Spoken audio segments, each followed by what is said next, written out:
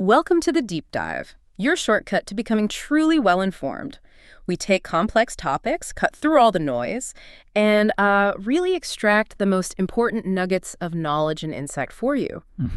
Today, we're embarking on a pretty in-depth exploration of a system that's, well, highly influential, but also often misunderstood.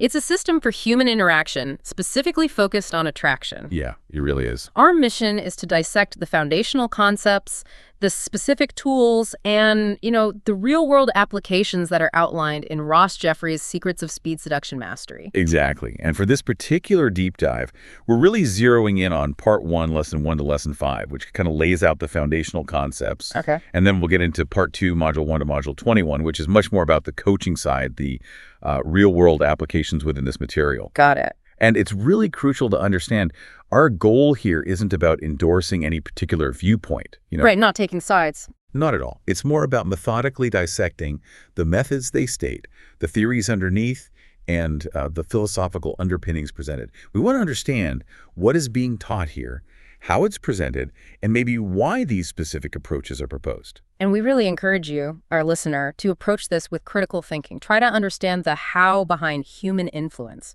as presented here. Definitely. Okay, so let's jump right into a core concept. This one fundamentally shifts how this material looks at attraction. Instead of seeing attraction or love or desire as these static things, like you either have it or you don't, like an object, the system presents them as dynamic, ongoing processes. Yeah, that's a total reframe. It really is. And what's fascinating is how Jeffries, he draws a lot from principles you see in neuro-linguistic programming, NLP. Right. And he expands on this. He explains that any process at all has a structure, syntax, and flow. Structure, syntax, and flow. Okay. And this perspective is actually incredibly empowering if you think about it, because it immediately suggests these processes aren't set in stone. They can be, and this is his list, interrupted, amplified, stopped or started, rearranged, channeled, controlled, or shaped. Wow, that's a lot of verbs, a lot of control implied there. Exactly. He even calls it a Zen understanding. It encourages you to view women and really all human interaction not as fixed things, but as these constantly moving, changing processes. So less like a statue, more like a river.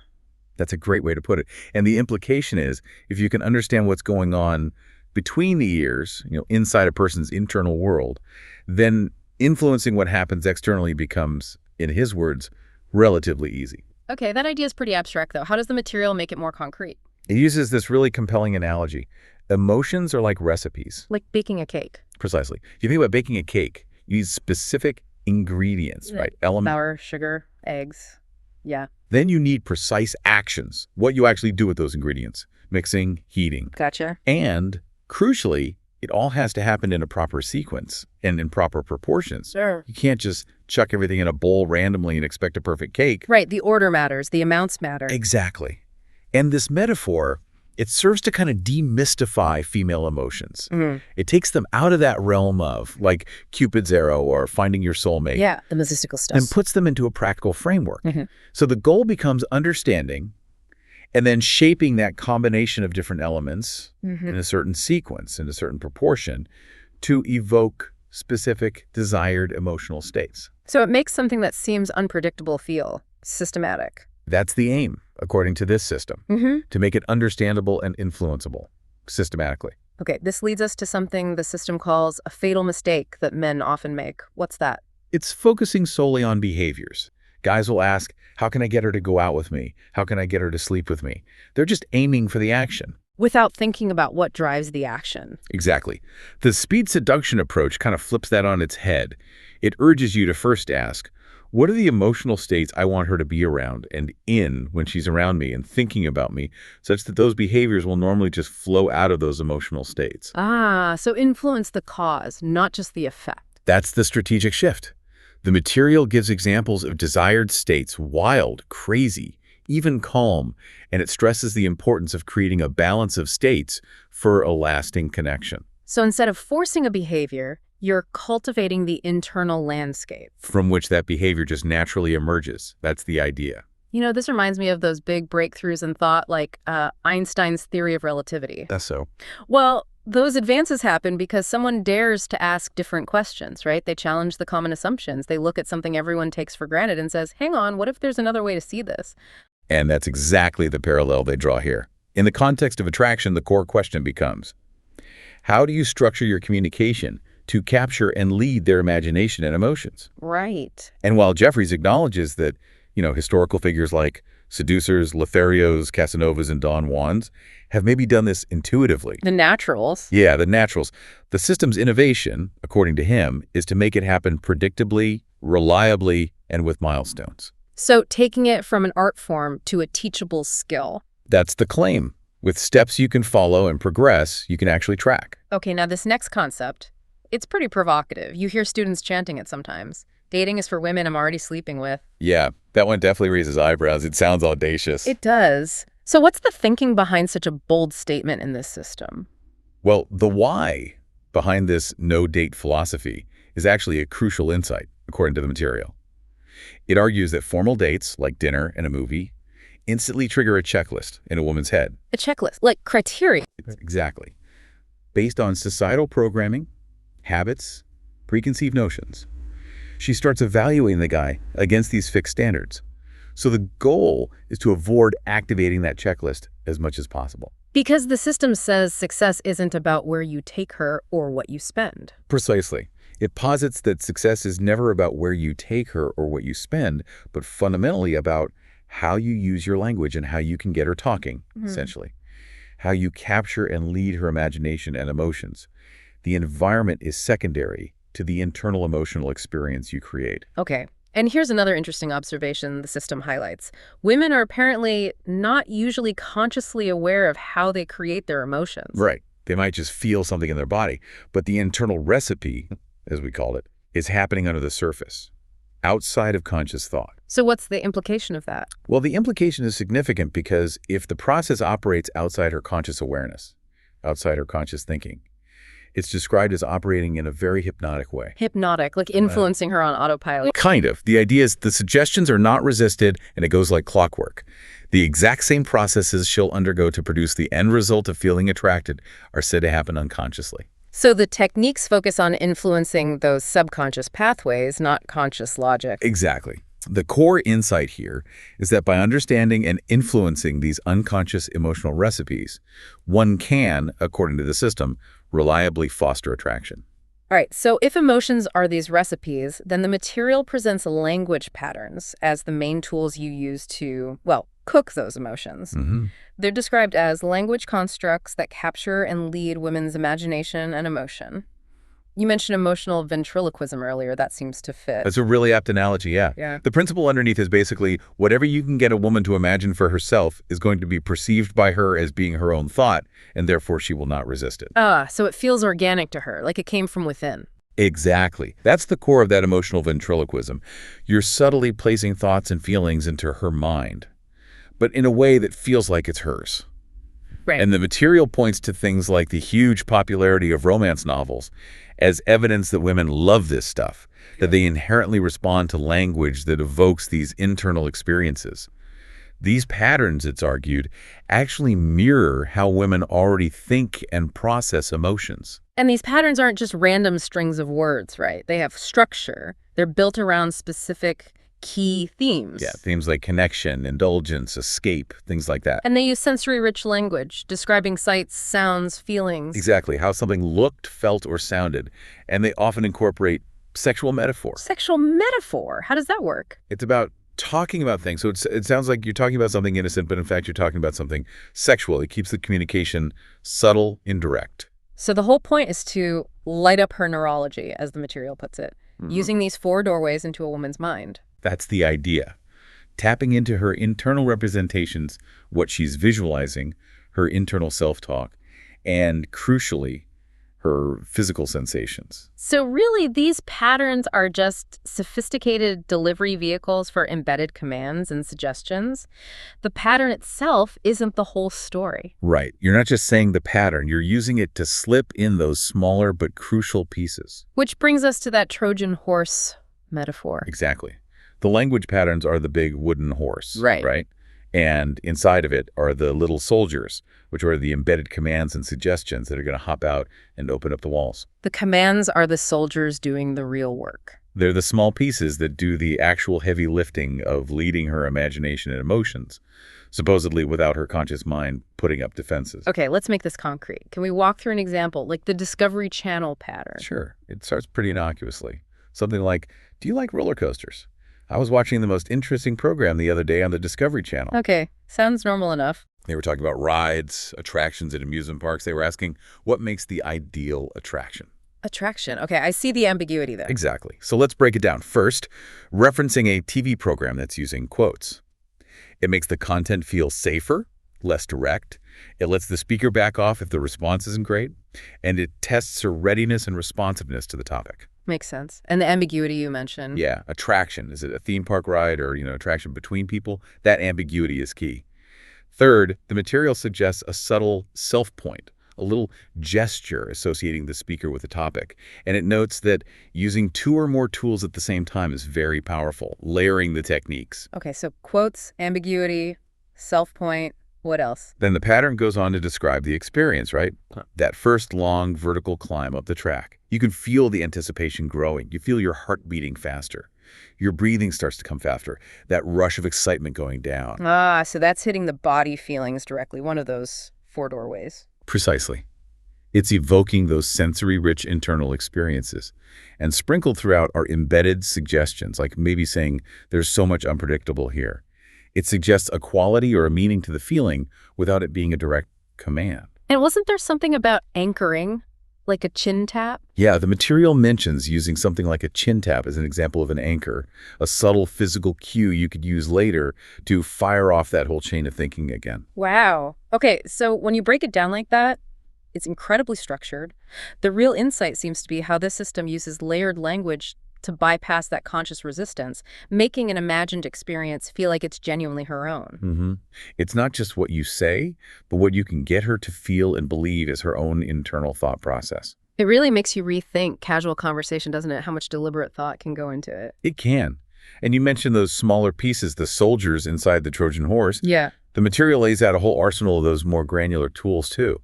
Right, like the embedded commands themselves and things called weasel phrases, trance words. Anchoring, rapport-building techniques, sexual accelerators, even specific tonality patterns.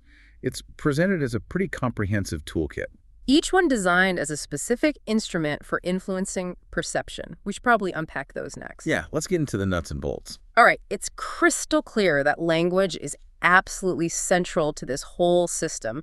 The material even states language structures and reflects consciousness. Yeah, the idea is that the words we use, they literally will structure the kind of thinking that we can do. So language shapes thought. That's a foundational principle here. All these tools, from the big patterns down to these smaller chunks we're about to discuss, are designed to direct a woman's thinking, to capture and lead her imagination and emotions. And the ultimate goal is influencing her internal representations. Exactly. What's happening between the ears and inside of the neurology, physiology inside of the body, is really about attempting to craft her internal world to align with the desired outcomes. Okay, so a major building block for this crafting process is embedded commands. The material claims these can improve any style of pickup or seduction by orders of magnitude. That's a big claim. It is. So what kinds of commands are we talking about? How are they actually structured within a sentence? Well, embedded commands basically do one of 3 things, and they're usually delivered subtly, tucked inside a longer sentence. First, they can tell her to think or visualize. Okay, like? An example given is something like, when you think about what it's like to meet someone you really want to be with, and you begin to wonder, really wonder, what is it about you that would make this person come back for more? See, using words like imagine, picture, realize, think about, wonder. It gets her engaged in a specific mental process. Got it.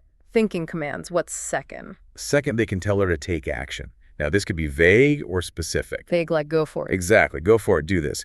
Vague commands are often preferred because her unconscious mind supposedly fills in the blank in a way that feels natural to her, which minimizes resistance. And specific commands. Like, come here, give me your hand. Those are usually saved for demonstrations or very direct physical instructions later on. Okay. And the third type? Third, commands can tell her to feel something. explicitly using the word feel to guide her emotional state. Like, when you imagine what it's like to feel totally connected and you get really aroused as you feel that growing. Using the word feel directly. Okay, think, act, feel. Makes sense. And what about making those thoughts stick around? The material mentions binder commands. Right. A binder command is designed to keep a train of thought going, to make it loop, something like, and you can just let those thoughts continue to flow. So it reinforces the internal processing. Exactly. Makes it easier to refire later with an anchor, turning a fleeting thought into a more sustained internal experience. Okay, then we have weasel phrases. These are the Trojan horse for the embedded commands, right? All about conversational stealth. That's the idea. Weasel phrases allow you to conversationally sneak commands into your communication. They soften the command. What are some examples? Favorites mentioned include, it's not important to, you don't need to, and if you were to. How would that sound in practice? The example given is pretty illustrative. You know, Debbie, it's not important to feel those feelings growing any faster than you realize as you begin to let that happen, that it's something that's really enjoyable, isn't it? Wow, okay. The commands are definitely woven in there. These phrases create like a linguistic tunnel. That's a good way to put it. Makes the command less direct, less likely to hit that conscious resistance wall. Now, the delivery seems critical here. How do you actually say these things without sounding totally obvious or, like you're giving orders?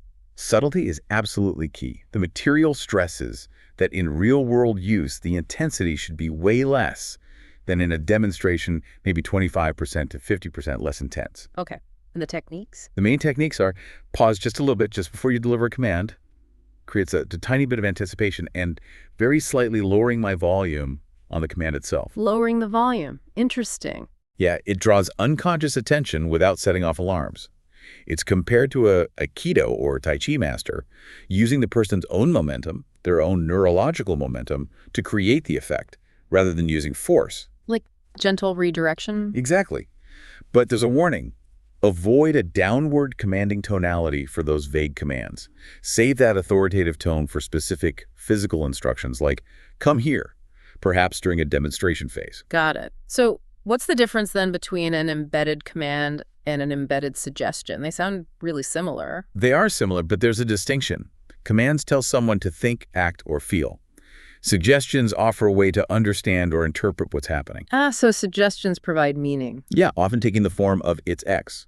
They help her interpret the meaning of the feelings being generated. Suggestions are often used at the end of a chain of commands, sometimes paired with a little head nod from the speaker, looking for an unconscious nod back, like acceptance. Can you give an example? Something like, just because a person's starting to feel that, really realizing you want it doesn't mean it's on tonight. It would be really presumptuous for a person to feel that building and recognize it's happening, see? It blends commands with suggestions about the meaning of those feelings. Okay, that clarifies it. Commands direct experience, suggestions shape interpretation. And finally, trance words.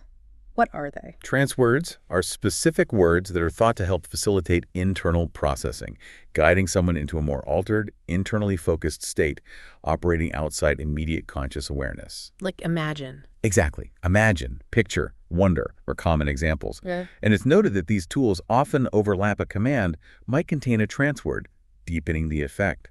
They help deepen that internal focus and make the person more receptive. It's interesting. The source material actually gives listeners an assignment here. It encourages you to identify the emotional states, thoughts, actions you'd want a woman to have. Right. Then write out commands and weasel phrases and actually practice them in the real world, even suggesting you try to get caught to desensitize yourself. Yeah, it really underlines the practical, experiential nature of this whole system. It's not just theory.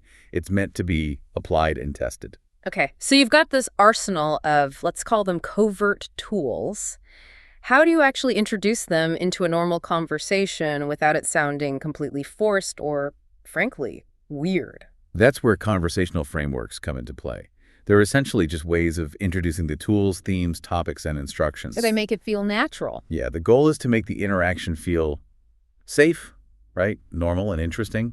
They're like smooth entry points. What are some examples? Things like, I was thinking the other day about, or, do you know what I think is very interesting? Another clever one mentioned is, I think you can notice and learn so much about people. That last one can even act as a subtle test to see how deep or curious the listener is. And referencing things like TV shows or Friends. Absolutely. Using quotes is a really versatile framework. And the material even mentions stacking quotes, like, my friend told me he saw a show where they said, which can apparently have a hypnotic effect because people consciously lose track of who's actually doing the speaking, creates a deeper level of engagement. Okay, so frameworks get you in. But once you're talking, how do you move smoothly between different topics or maybe transition from just chatting into one of these deeper patterns? It feels like it could get jerky. That's what transitional phrases are for. They're ways to move between subjects, even if the logical connection isn't super strong. The key thing is, it just has to appear that there's a logical connection. So the appearance of logic is enough. Apparently. Examples are simple things like, here's another thing I found interesting about that, or here's something else I've learned. The idea is that the unconscious mind recognizes structure rather than content. So these phrases act like an implicit bridge, making the shift feel natural, even if the topics have diverged quite a bit. Interesting. Now, the system also challenges the traditional idea of closing the deal at the end of the night. It even suggests getting rid of the word closing. Yeah. Why? That's right. The recommendation is to replace closing with some made-up word like balagatha or whatever. Gugafukarigur, I think, was one example. Yeah, something deliberately nonsensical. The rationale is that viewing seduction as this final stage event, this closing moment, can actually limit your choices of behavior and even limit what you even pay attention to earlier in the interaction. So you might miss opportunities. Exactly. Instead, things called sexual accelerators are presented as tools used throughout the entire interaction. This allows for more flexibility, more responsiveness to her cues at any point, rather than building up to one big closing attempt. It broadens the scope of potential actions and signals you might use. Okay, that reframes the whole endpoint. What about some of the more provocative tools mentioned, like phonetic ambiguity? How does that actually work? Phonetic ambiguity is using words that sound like one thing, but imply something sexual. Yeah. The examples given are things like blow versus below, come versus come, succeed sounding like succeed, your mind, like your mind, or opening, like your opening. Okay, pretty direct wordplay there. Yeah, but crucially, the material emphasizes this only works at the end of a chain of patterns or suggestions, meaning after the woman is already significantly turned on, and as the text puts it, picturing thing you. So timing is critical. Use it too early And it will not be interpreted properly by her unconscious. It'll likely just sound offensive or nonsensical. The speaker's own internal visualization of the desired sexual meaning is also said to help guide her unconscious interpretation. Right. Beyond these linguistic tricks, the material offers very practical applications too, right? For escalating physically, handling objections. Absolutely. For kissing, the advice is pretty direct. If you ask a woman to rate yourself as a kisser, say on a scale of 1 to 10, you just respond with, let's find out, and lean in. Yeah. The triangle gaze, eye, lips, eye, is also suggested for building tension beforehand. For voicemail, there's a specific script designed to pace her reality. I don't know where you'll be.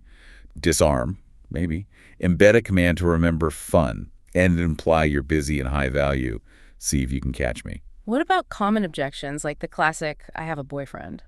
The approach there is to tease with humor. Asking something like, are you saying game over, or is this just a logistic problem, or using metaphors? Boyfriends are like colds. You can catch one anytime. Doesn't mean you can't shake them off. Or is the bridge totally out, or is it just a bump in the road? So using ambiguity and tone to imply she might be settling. That seems to be the intent, yeah, without directly challenging her statement. And for negation, which is used for last-minute resistance, the technique is to narrate what shouldn't be happening while you're actually doing it. Yeah. Like saying, you're right, I shouldn't be touching your amazing breasts right now. We absolutely must not fref like crazed animals.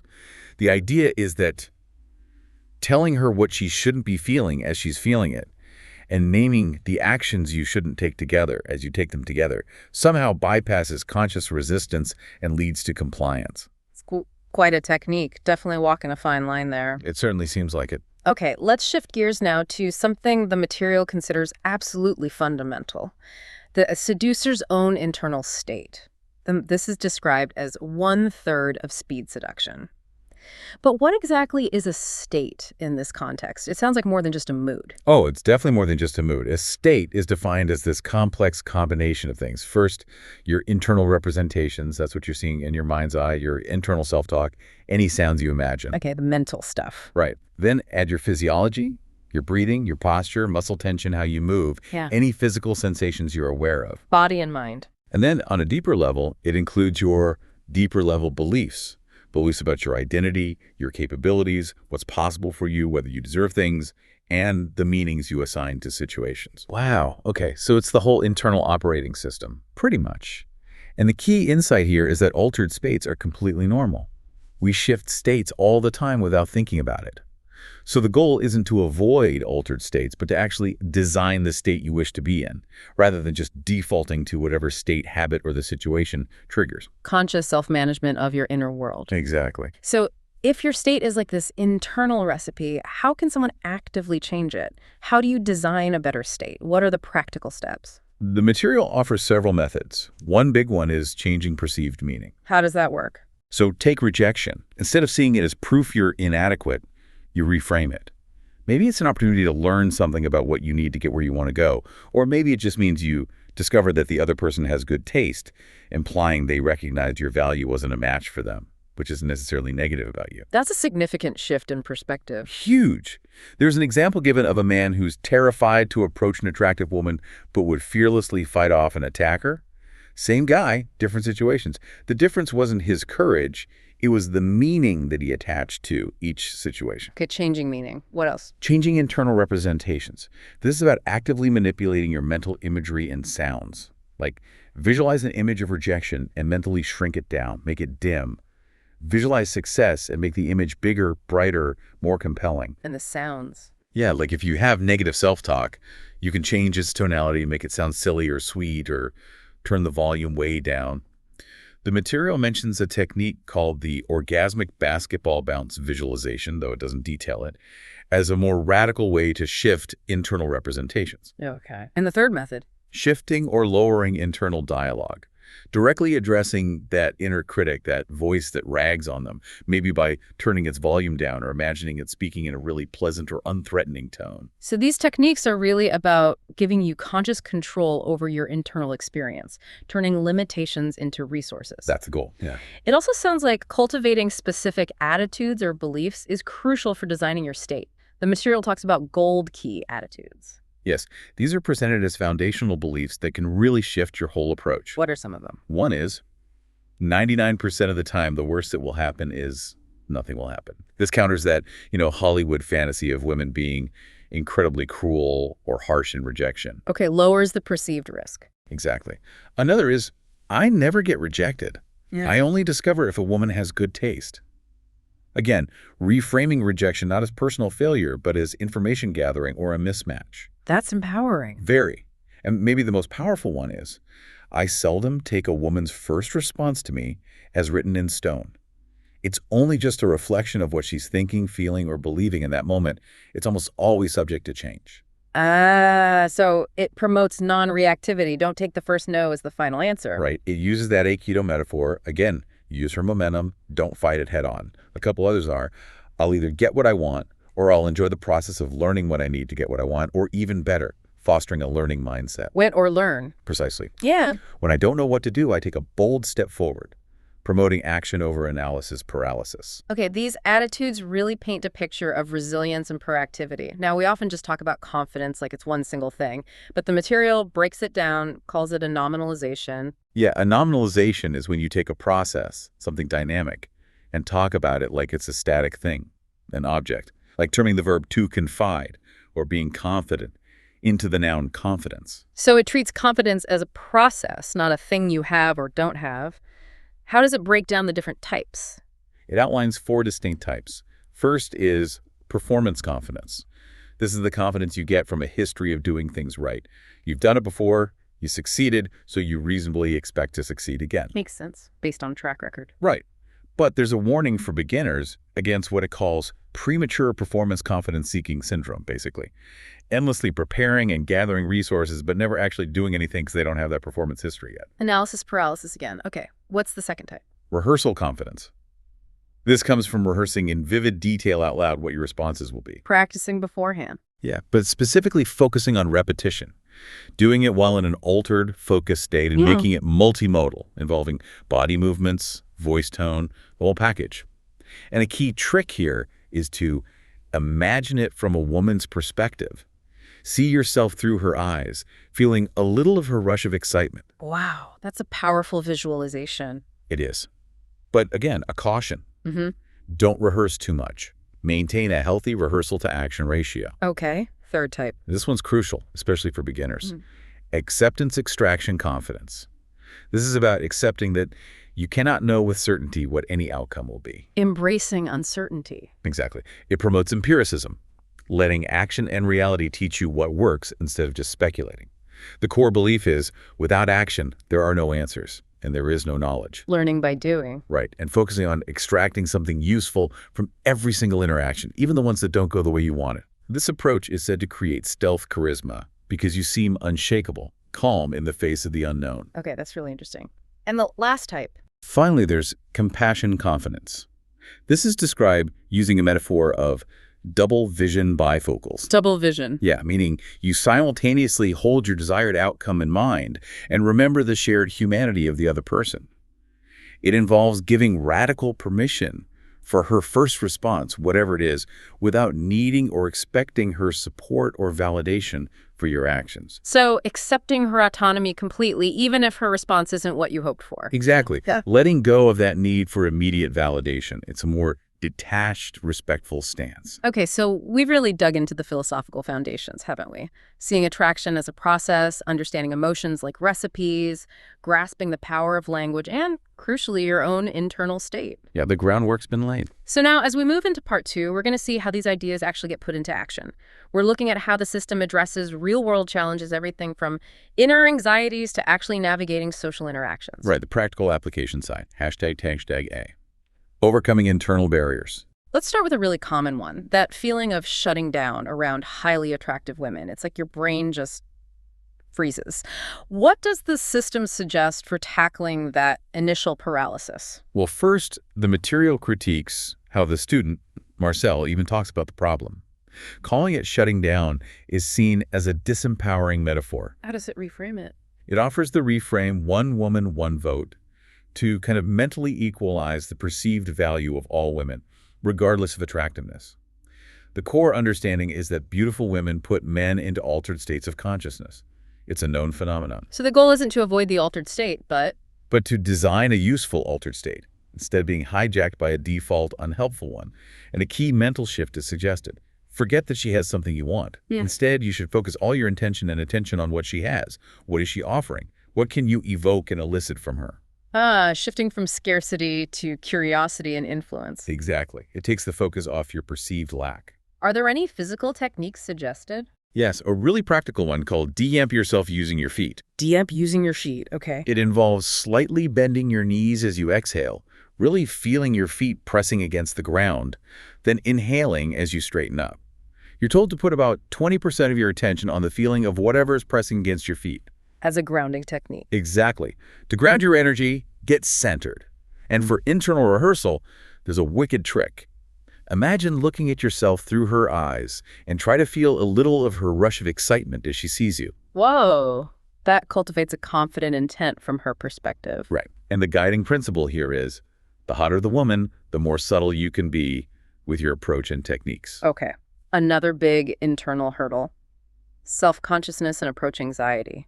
That fear of being judged by others, which can be totally paralyzing for people like Julio or Formless in the examples. How do you break through that? Again, it starts with a perspective shift.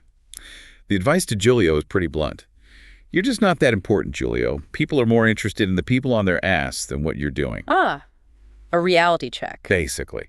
And also the idea that if you're not offending someone, you're not doing life large enough. Plus, the argument that skill with women often draws admiration, not judgment. Okay, so shifting the meaning, what about tactical stuff? Tactically, the system suggests altering submodalities, those qualities of your internal representations. So changing that internal critical voice, make its tone seductive or silly, move its location in your mental space. Messing with the inner critic. Yeah, and for visual anxiety, manipulating the mental images, run them backward, add silly circus music, freeze them, shrink them, make them dim. Also, identifying and changing trigger sounds, that little internal sound that kicks off a negative thought pattern, like replacing an ah of anxiety with a curious to interrupt the sequence. These sound like classic NLP techniques. Very much so. And for someone like Formless, who had broken through his anxiety before but lost it, the approach is about leveraging past breakthroughs. By deeply analyzing how that breakthrough happened, what was his body position, his breathing, the timing, what was the very first internal signal of the shift? The goal is to understand the structure of that past success to make it repeatable. Decoding your own success. Exactly. And to build a general capacity for resourceful states. There's that brief self-hypnosis technique mentioned, drawn from Silva Mind Control. Deep breaths, the thumb-forefinger pressure anchor, counting down 3, 3, 3, 2, 2, 2, 1, 11, visualizing the numbers, asking your creative mind for help, breathing golden light. It's about making those inner resources reliably accessible on demand. The inner game is clearly a massive component here. Recognizing progress, dealing with frustration, even installing beliefs. How does all that fit together, especially when progress can feel so, slow or unclear? Well, a crucial understanding highlighted is that in these challenging areas, recognizing progress takes intent and training. Results are often unclear, ambiguous, and confusing initially. Yeah, it's not always obvious if you're getting better. Right. And paradoxically, the closer you get to the level of skill, the more frustration you're going to undergo. So, the ability to extract maximum information from a confusing situation and manage that frustration is called a game changer. How do you develop that ability? The material recommends detailed journaling and improvement categories for rigorous self-analysis, breaking down an interaction into phases before you start, during your SARJ, your practice session, sequentially, openers, transitions, periodically, anchors, transwords at the very end, and the review period. Wow, that's detailed. Very. With subcategories for improvement, like things left out, added in, diminished, increased, and also analyzing your energy, your vibe, balancing different personas, your cognitions, understanding the tools, your analog skills like volume, pace, and your digital skills, specific words, behaviors. It's a framework for systematic self-assessment. Almost like debugging your own code. And what about installing beliefs? That sounds pretty intense. It's presented as a simple ritual. You choose 4 beliefs for learning, 4 for success. Do 2 separate rituals. The method involves drawing a circle, stepping inside, stating a belief forcefully while feeling its truth, then stepping out and walking away in a different direction before the next set. Okay. And the beliefs themselves? Learning beliefs include things like seeing pain as an opportunity, deciding what to learn from every situation, connecting to a source of wisdom, and that win or learn attitude. Either get what I want or enjoy learning what I need or better. And the core success with women belief? That's the one about not taking a woman's first response as set in stone. I seldom take a woman's first response to me as written in stone, almost always subject to change. This directly reinforces that non-reactivity and learning orientation. It really is like trying to program your own internal operating system, isn't it? Consciously installing new mental software. That's a good way to think about it. Module 8 then dives even deeper into the state definition, reminding us its physiology, internal representations, associated versus dissociated, seeing through your own eyes versus seeing yourself from outside, energy vibe, and those deeper beliefs and meanings, like the difference between feeling I have to do this versus let's have some fun and see what happens. I'm going to learn something. And state determines everything. It determines your access to learning, how you perceive things, how others receive you, and your ability to actually use the feedback you get. So what are the top tips for designing that state? Rehearse from an expanded possibility state, not necessarily a frantic peak state. Rehearse both associated and dissociated perspectives. Rehearse out loud with body movements. And, crucially, rehearse success from the other person's perspective. Imagine her positive internal reaction. The Silva Mind Control countdown is suggested again for getting into state. Aim for a 1.5 rehearsal to action ratio and use that ground through the feet technique for state recovery when things go sideways. Okay, a very structured approach to the inner world. Now, the system also emphasizes goal setting and uses this unique acronym, RABBITP. What's that about? RABBITP is a comprehensive affirmation designed for long-term change. Unlike typical I am affirmations, it uses you are to supposedly bypass the conscious mind and speak to another part of the self. And RABBITP stand for? Responses, attitudes, behaviors, beliefs, insights, timing, and practices. It's described as terraforming the psyche. aiming to fundamentally reshape your internal landscape by addressing both inner qualities and outer actions. What's the full affirmation? You're mastering the responses, attitudes, beliefs, behaviors, insights, timing, and practices that are bringing you wonderful sexual, physical, and emotional total satisfaction and pleasure with the most desirable women who delight and please you in every way. And this is often paired with that thumb-forefinger anchoring, squeezing harder for each quality. Wow, that covers a lot of ground. How does this tie into preparing for actual practice or surging? For pre-sarge state preparation, the advice is consistent. Rehearse patterns out loud with tone and feeling, aiming for a relaxed, grounded, centered, will-focused, will-infused self-awareness. Again, rehearse success through her eyes. Imagine you're thinking, damn, this guy's pretty hot. And after doing things like the Manny Martian shame-attacking exercises, The focus shifts to a very structured, empirical approach to practice. The advice is, pick one walk-up approach or method and one venue. Then, approach 10 women using only that method. After that, add one specific quiz or game, like the snack quiz or twin brothers. The core principle. It's better to practice one technique 15 times than to practice 15 techniques one time. Build mastery through focused repetition. which leads into the 90-day plan. Exactly. The 90-day speed seduction skill plan. Days 130. Master that one walk-up process in that one venue. Get one opening routine, game, question, or demo down cold. Days 3160.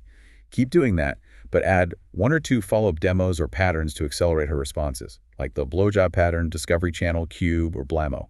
It's designed as a structured, incremental path to build skill and confidence systematically. ###B, engaging women in social contexts. Okay, shifting from internal barriers to the external world.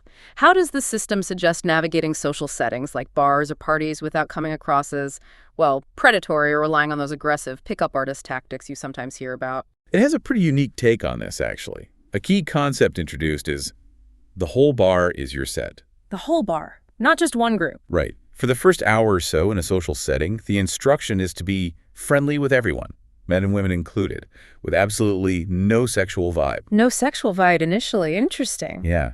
The mindset is to act like you're the host of the party, making everyone feel welcome, cultivating this open, grounded energy. The explicit instruction is don't open the set, warm up the room.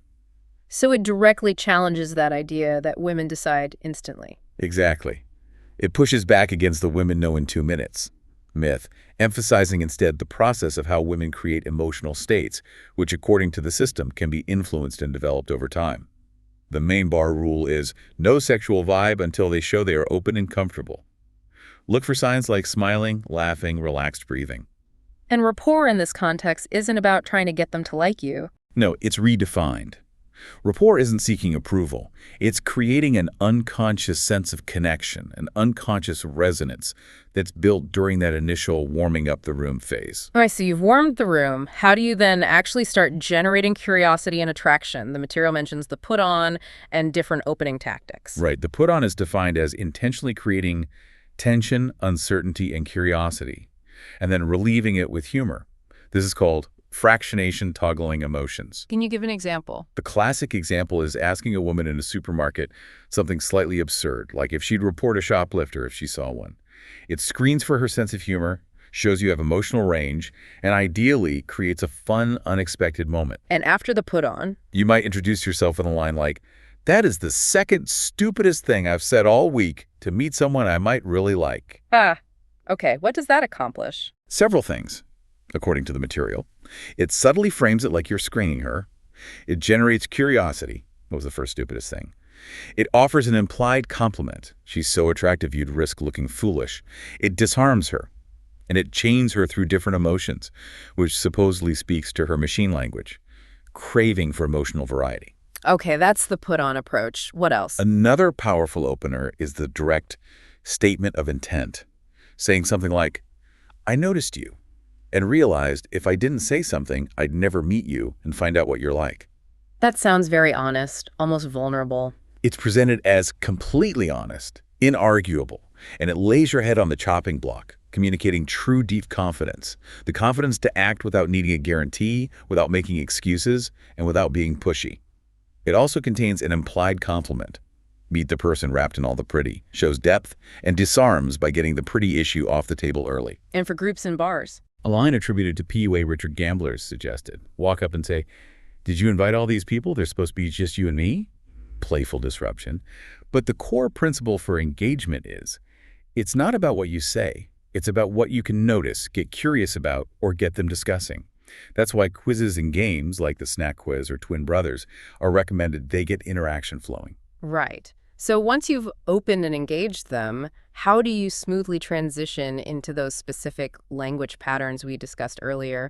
And what's the overall structure of an interaction supposed to look like? It seems like a lot to manage. Well, first, the material stresses that patterns are not crimes. It uses this metaphor of gold coins, counterfeits, and fishhooks to argue that speed seduction isn't about tricking or getting away with something. The claim is that women often enjoy these kinds of interactions, similar to how they enjoy romance novels. And really, the worst that can happen is nothing. Okay, addressing potential ethical concerns there. So how do you make the transition? There are several transitioning choices. You could introduce a demo or a quiz, like the snack quiz, asking about snack compatibility to bring up themes of indulgence, or Twin Brothers or Blammo.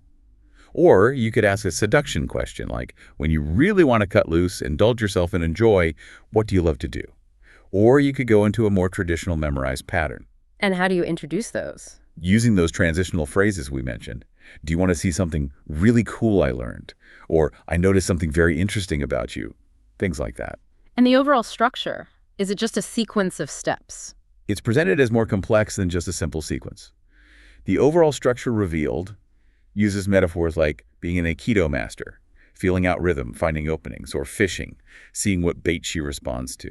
The structure includes sequential elements, the order of patterns, continual elements, maintaining rapport, your own state, calibration throughout, and periodic elements, returning to trance words, key themes, anchors. So it's multi-layered. Exactly. It lists 5 types of spoken patterns: memorized speeches, seduction questions, joke stories, poems, quizzes, games, and demos. And the general overall sequence is described as observe, open engage attention, evaluate her response, further the interaction with a seduction question game quiz, intensify the connection, and then close. And a key recommendation is to fractionate, alternate between intense and funny to keep her engaged and off balance. Can you give a quick real-life example? Yeah, there's a cafe example. Ross observes a woman, engages her with a slightly challenging opener like, "Are you a fighter?" She responds, maybe mentions kayaking and wanting escape. He then identifies the theme of escape-indulgent fantasy offered by her and could transition using, say, the Discovery Channel pattern or a seduction question related to escape. If she seems interested, he might introduce a game or quiz focused on pleasure themes. It illustrates adapting to the information she gives you and linking different compartments of her mind, as the system puts it.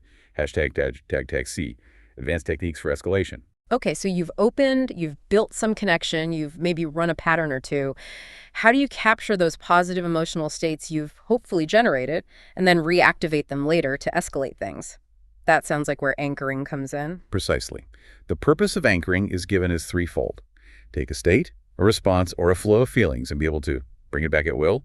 Second, to link it to you, the speaker. And third, to amplify it. So how do you set one up? You need the state first, right? Absolutely. First comes state elicitation. And the advice here is you go first. Feel a little bit of the desired state yourself to help transmit it. Then ask the right questions, and crucially not why questions, which trigger analysis. Instead, ask things like, when you really want to X feel a certain way, what do you like to do? Then follow up with, what's your favorite part of that? And describe that to me. These elicitation questions themselves often contain embedded suggestions and commands. So the questions are doing double duty. Right.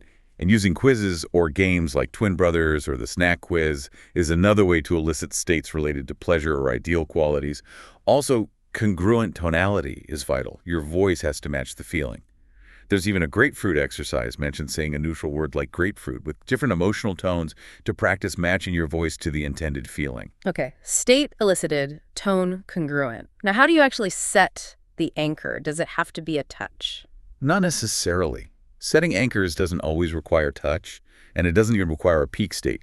Sometimes anchoring a peak state can cause blowout or overwhelm.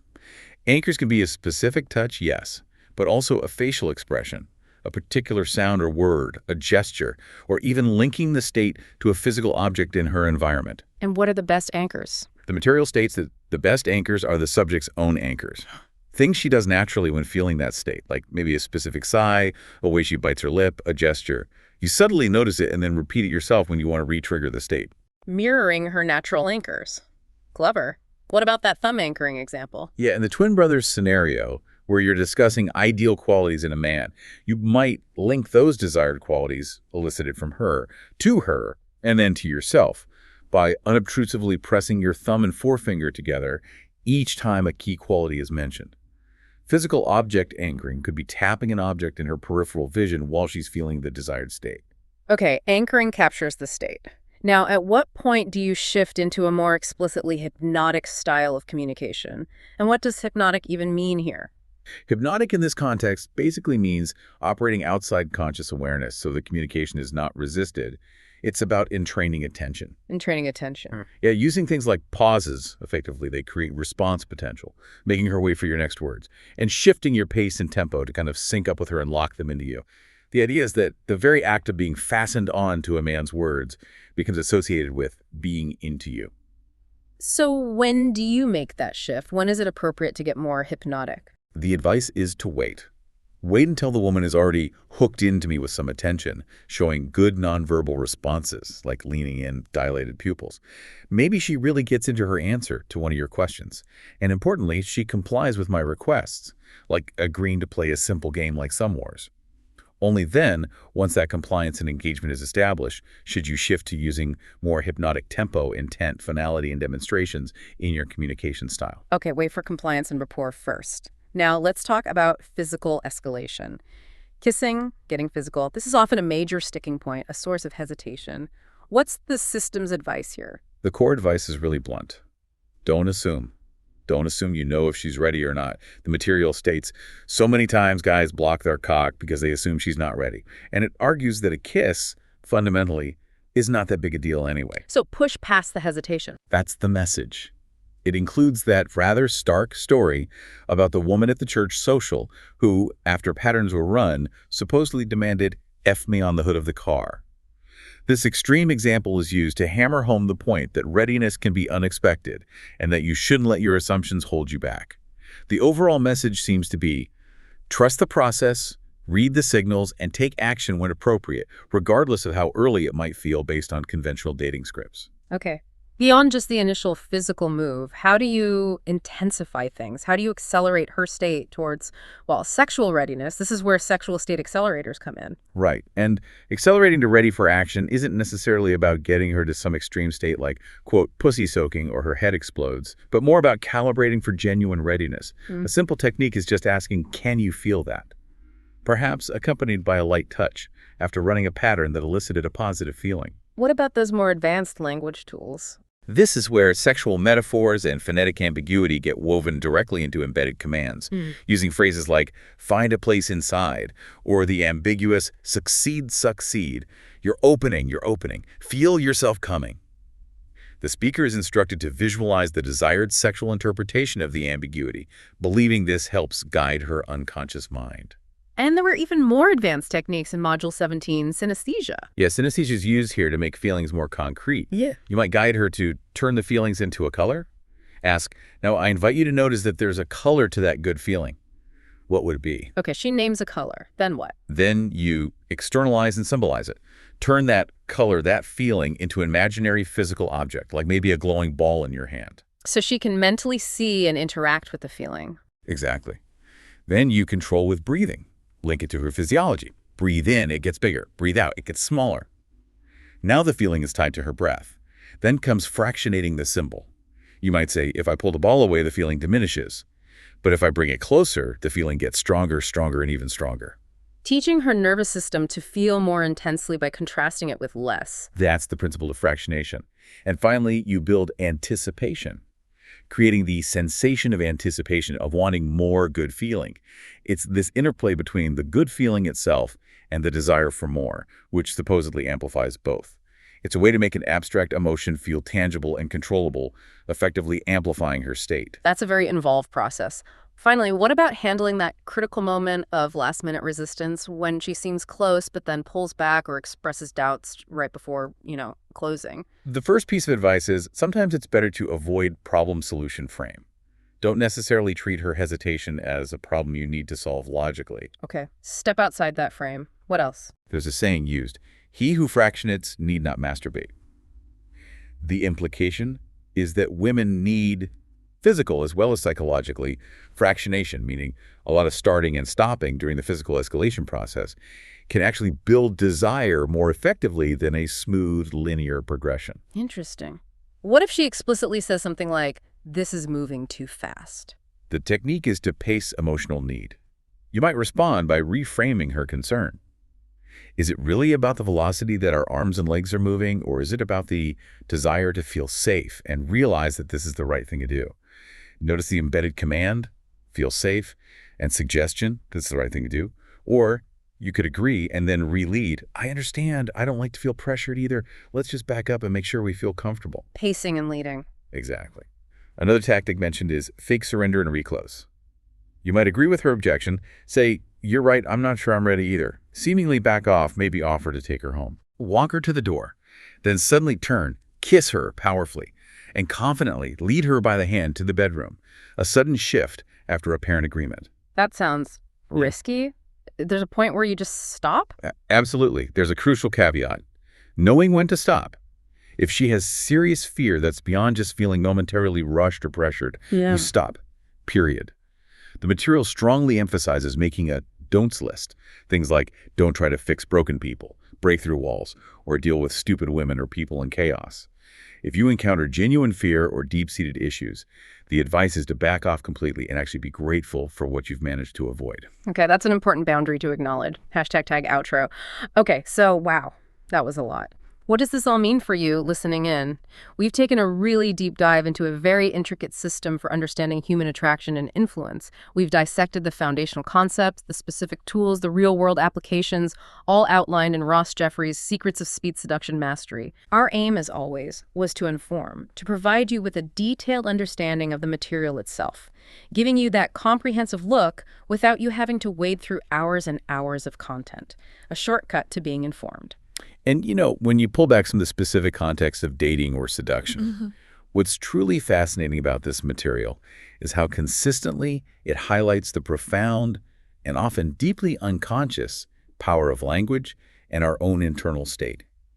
How much these things shape perception and behavior, both in ourselves and in others. It goes way beyond just attraction, doesn't it? Absolutely. While it's presented here in that context, just consider how these fundamental principles, internal representation, subtle communication, the conscious design of your own state, how they might extend far beyond this one application. How so? Well, think about it. How might understanding these underlying mechanics of influence empower you in any area of your life? Personal growth, professional communication, negotiation, leadership, just by making the unconscious processes more conscious. Recognizing the recipes. Exactly.